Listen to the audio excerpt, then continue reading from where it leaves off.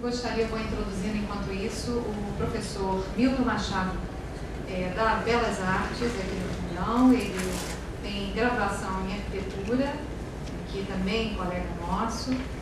Tem mestrado em planejamento urbano pelo Instituto de Pesquisa e Planejamento Urbano Regional, fundado em meados dos anos 80, doutorado em artes visuais no PhD no Fine Arts Goldsmiths College, University of London, em fins dos anos 90, e é professor, então, agora adjunto da Escola de Belas Artes, faz parte do programa de pós-graduação em artes visuais e nos trará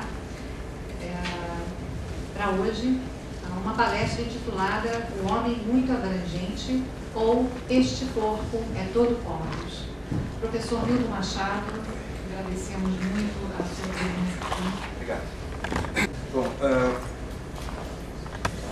essa apresentação que eu vou fazer, ela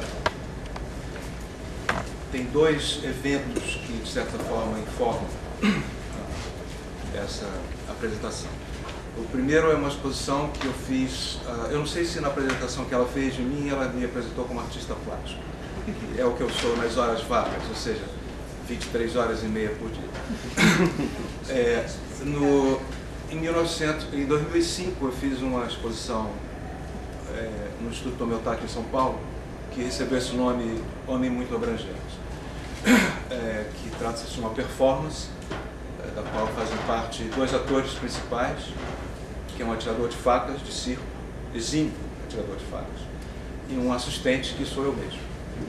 Eu vou mostrar um vídeo que documenta, não é um vídeo meu, é um vídeo de um diretor de vídeos de São Paulo, muito competente, chamado Cacá Vicalve, que documentou essa performance e que é acompanhado por uma entrevista comigo, onde eu coloco algumas questões que eu acho que podem ser interessantes para a nossa discussão.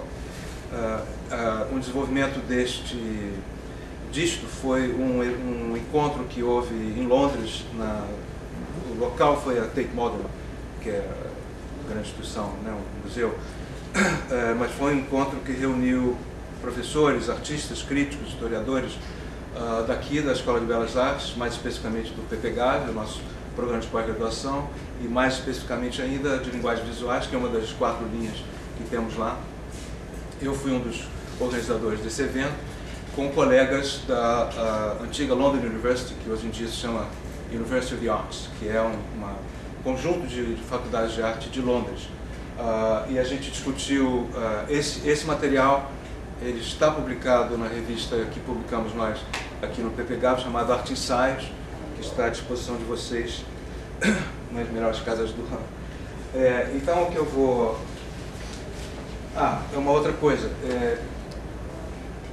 Eu improvisei e acabei fazendo uma superprodução. Então, eu vou passar para vocês, aqui é o catálogozinho. Só peço que não abram por enquanto, tá? Só abram daqui a pouco. Vamos estragar o suspense. Então, a questão do tempo. Esse vídeo, ele dura cerca de 9 minutos. Ligar o som seria rápido, mas vamos ver assim. Vou botar o microfone na frente. Essa ideia nasceu em 1971. Tirar essa barrinha. Quando a produção do desenho, lá, tirados por e aquarelas no papel, que faz parte da exposição. Ficou esperando, não intencionalmente, eu nunca tive a intenção de realizar esse trabalho, mas sempre gostei de pensar na possibilidade, mas nunca fui atrás. Dessa vez essa é uma oportunidade social.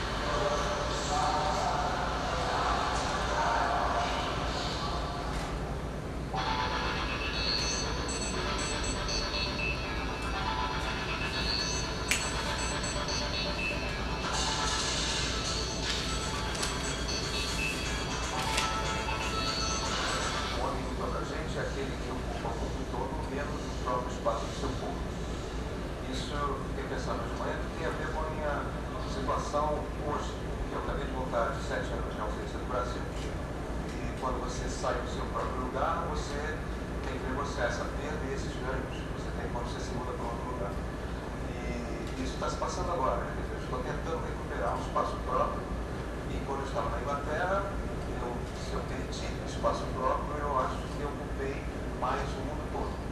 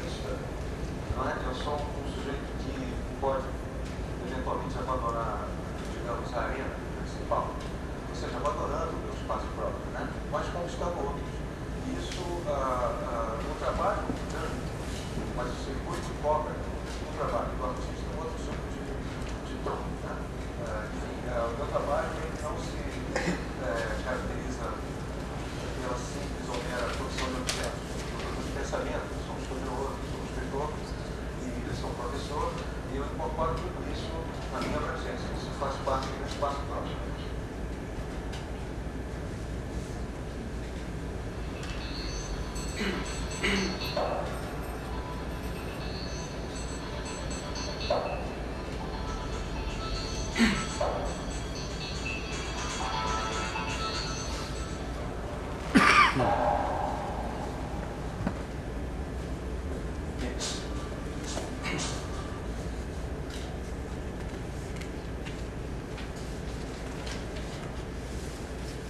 Homem muito abrangente.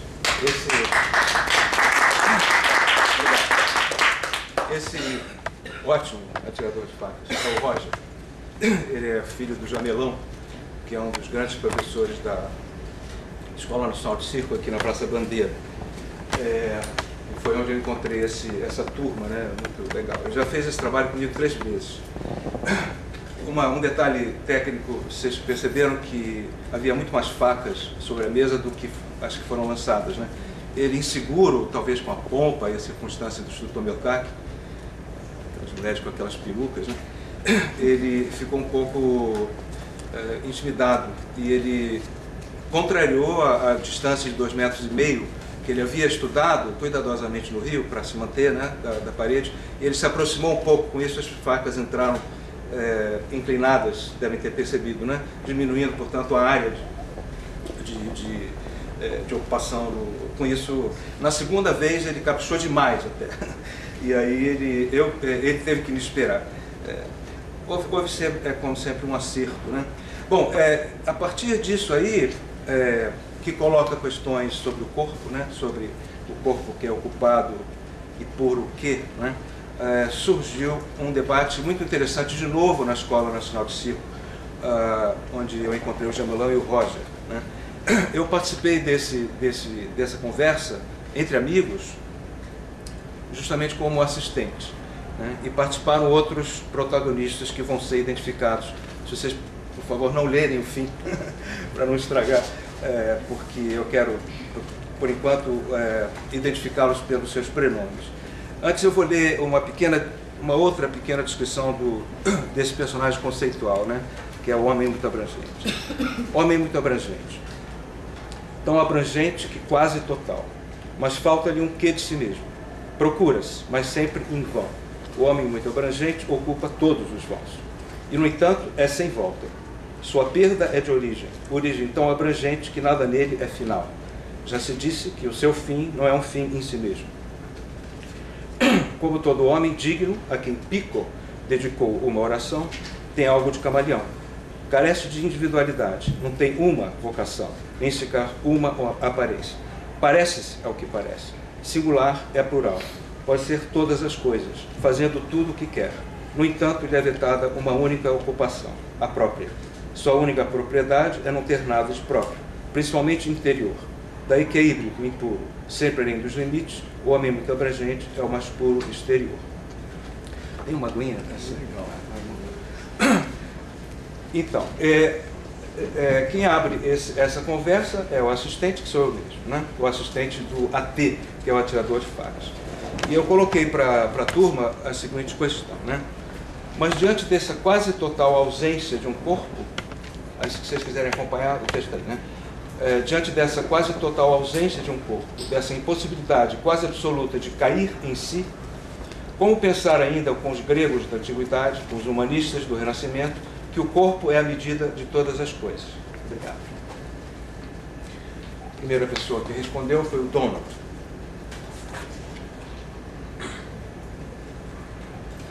Que disse: é verdade que a estabilidade dos referentes é uma condição contemporânea.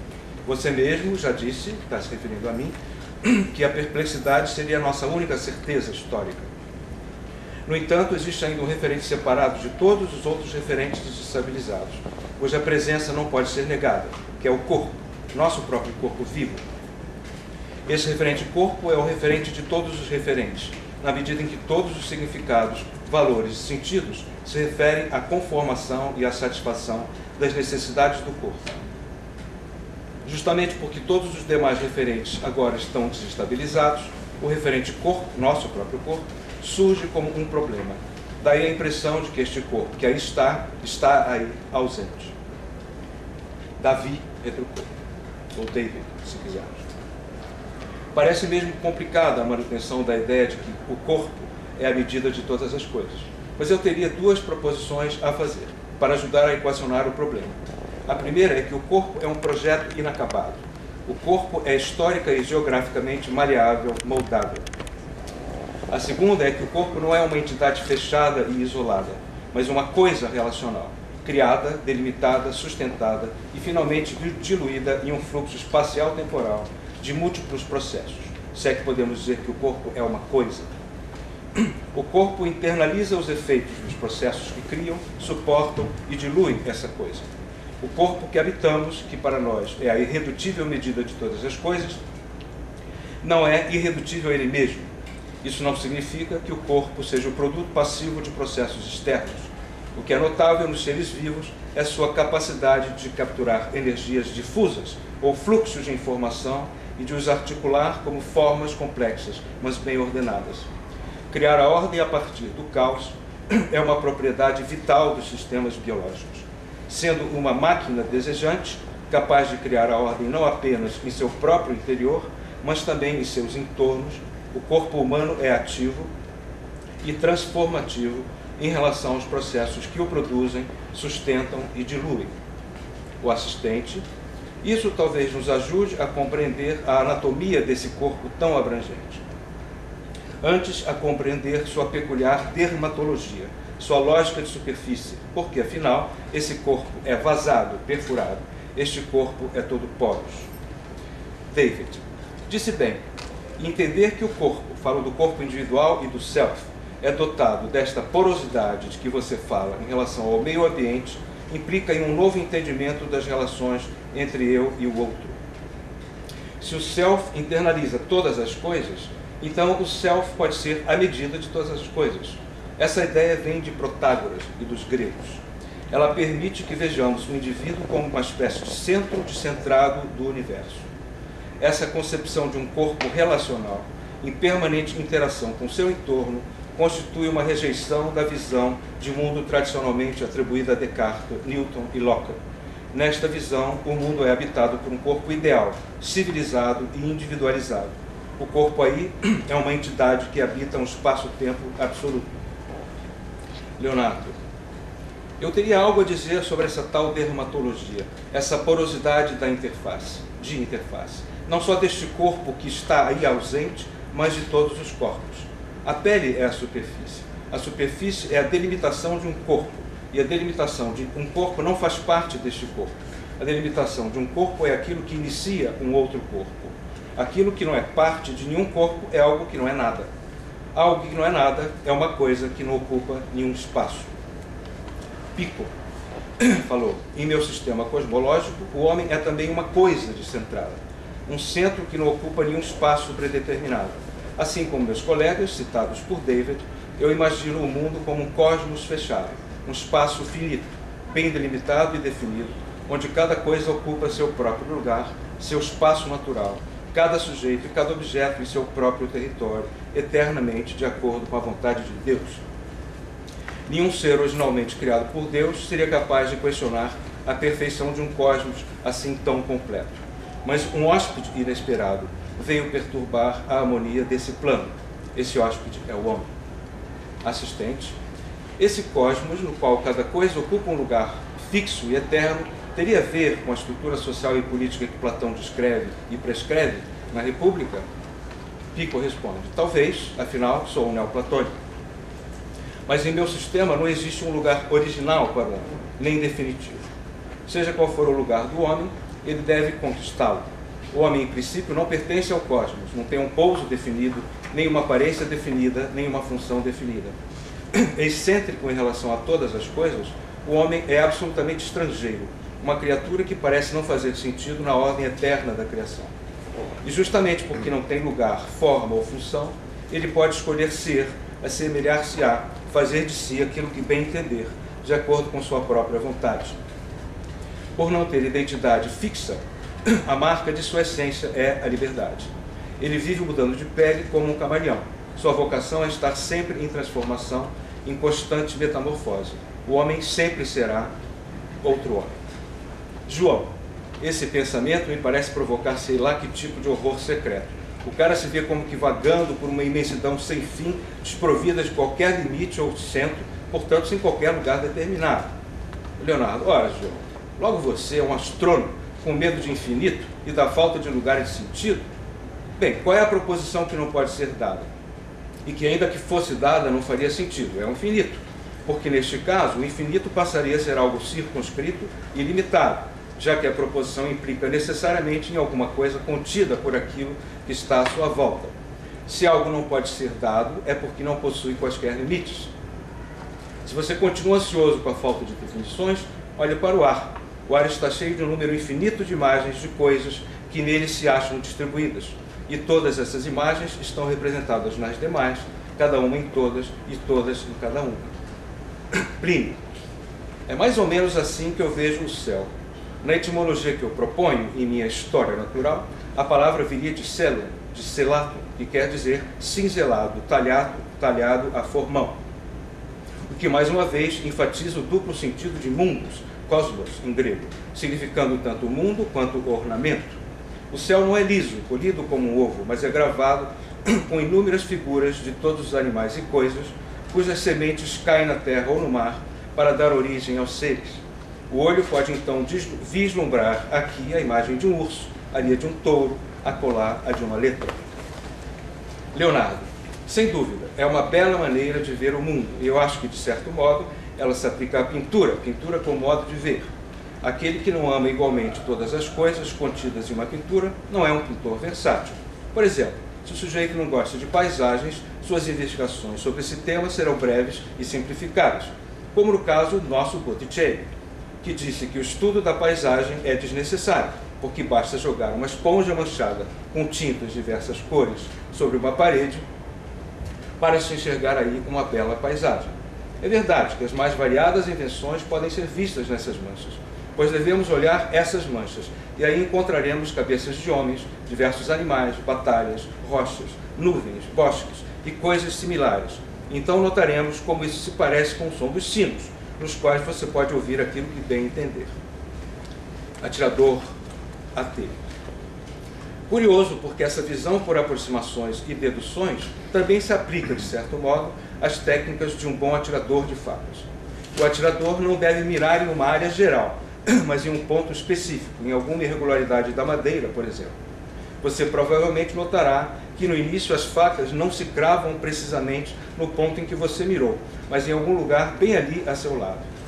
Assim, tudo fica mais fácil.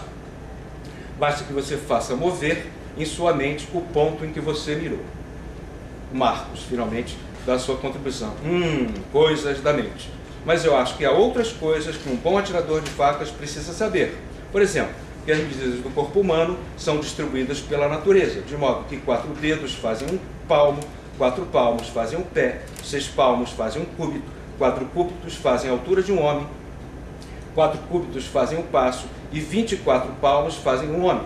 E que se você abrir suas pernas de modo a reduzir sua altura em 1/14, estender os braços até que seus dedos médios cheguem à altura do topo de sua cabeça, o centro dos membros esticados será o umbigo, e o espaço entre as pernas será um triângulo equilátero. O Gaber interrompe e fala: ora, Marcos, corta essa. Você, como arquiteto, deveria saber. O que importa não é o atirador, o importante é o alvo. Esses personagens que eu vou identificar, se vocês não foram lá embaixo, o David é o David Harvey, que é um geógrafo norte-americano. O Donald Lowe é um historiador sino-americano. O Leonardo é o Leonardo da Vinci, que é artista. O Pico é o Pico della Mirandola, que é um humanista de Florença. Plínio é o Plínio Velho, que é um naturalista.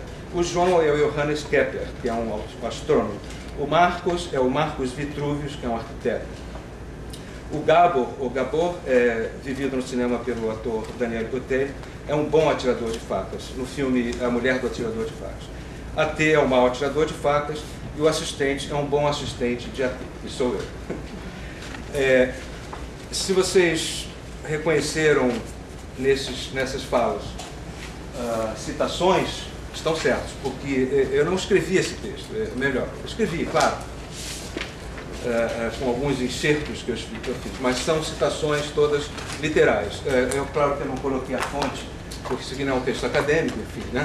Mas na revista acadêmica, vocês vão encontrar todas as fontes bibliográficas dessas citações.